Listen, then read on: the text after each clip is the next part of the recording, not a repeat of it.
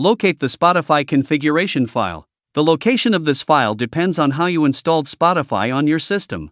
Open its configuration file using your favorite editor.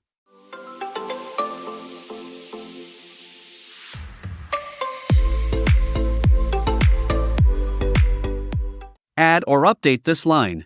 This limits the cache to around 512 megabytes. Save the prefs file, and then restart Spotify.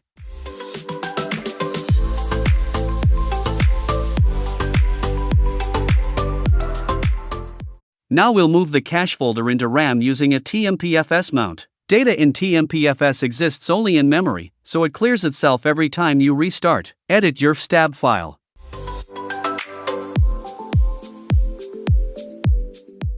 Add this line, replace username, UID, and GID with your actual values.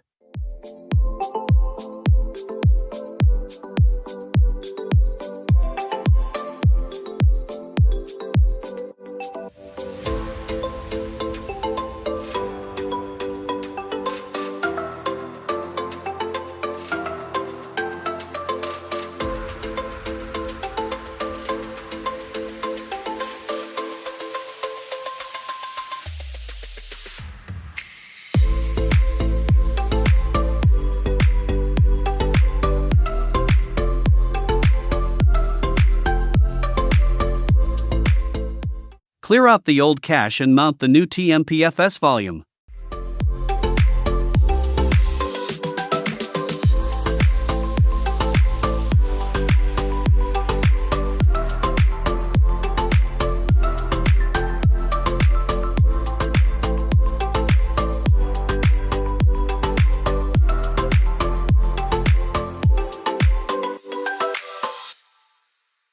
Check that it's active using these commands.